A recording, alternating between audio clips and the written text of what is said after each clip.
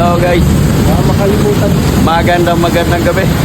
Ayan, nandito tayo ngayon sa rice field. At ito nga, umuulan no. Mga oras na to at ito nga si Kuya. Uy, ang solid followers natin. Nagkita kami dito. At nai-inspired siya sa mga ginagawa nating pagka-vlog dahil nga po sa napapanood niya. Nakilala niyo ako, no? Nakilala ko kagad. Nakilala niya kagad ako, yung nagkagandahan doon, no? Kasi di ko naman sila kilala, pero dahil nga po sa patuloy na lang panonood ng aking video, kahit dadaanan ko sila, hindi ko sila napapansin. Kaya ako na yung nahihiya. Sabi niya, di ba sir?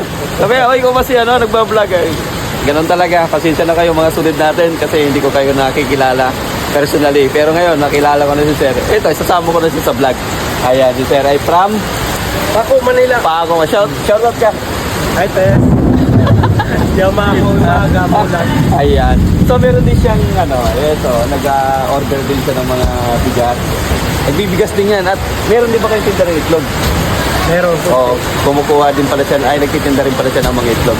Kaya naman mga Lodi, ay sabi ko nga sa kanya, ay sumama siya sa Batangas para kumuha na siya doon ng mga itlog at tuturuan ko siya at sasama ko siya doon sa mga kinukuha natin ng mga itlog para makabenta ka ng kumita ng marami, ng malaki-laki. Magkaroon tayo ng tips kung paano Ayun. mag-itlog. Okay. So ayan, at napansin din niya yung ating LP. Dahil nga daw po, tinanong niya kung ilan ang laman. Sabi ko, 100 ang laman yan. So hindi siya makapaniwala dahil nga po, yung kanya ay 100 lang, elf na to sa akin, L300 lang. Ano bakit ang mga dahilan mga Lodi? Sinabi ko sa kanya, nagpalit ako ng gulong, dating 185, ayan. At naglagay ako ng sekundaring mulye. At syempre yung pinakasekreto natin dyan, yung coil spring na nilagay natin sa shock saka doon sa chassis. Kaya kahit anong takbo niyan mga Lodi, para ka lang dinuduyan yan ang ating L3 na yan mga Lodi. Ang sarap dito sa Bulangan mga idol. Talaga sinamahan pa ng malakas na ulan habang nagbablog tayo.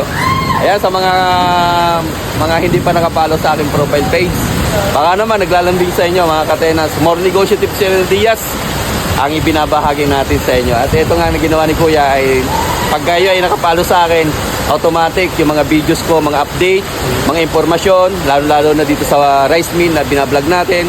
Update kayo sa mga presyo niyan at sa mga detalye pa.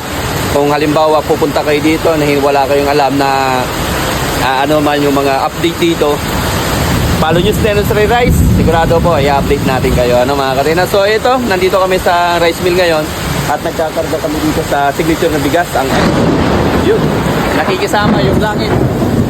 Update na MCL Donorado, ayan, nagkuha tayo ng 30 at syempre meron din dito mga brown rice, red rice, mga maalsang bigas, malagkit, kumuha rin tayo. So update tayo mga Lodi dahil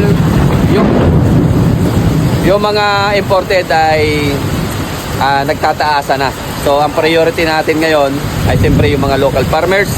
Support tayo dyan. So ngayon nag-order na tayo ng mga local rice natin. So sa yung mga imported, saka na lang pag bumaba na ulit, di ba sir? No? Ano masasabi mo sa ano ngayon, yung mga imported ay tumataas? Tumaas ngayon eh. Oo. Tumangit pa. Sabing okay lang na mataas basta maganda, di ba? May quality. Oo, may quality. Ayan. So, ayan na naman ako, si Tenang Sway Rice. Mahirap hanapin, madaling lapitan. Maraming salamat po sa panonood. At muli, nasayang ko na naman ang 5 minutes ng inyong buhay sa papanood dito sa aking pagpa-vlog. Maraming salamat and God bless you all sa ating lahat.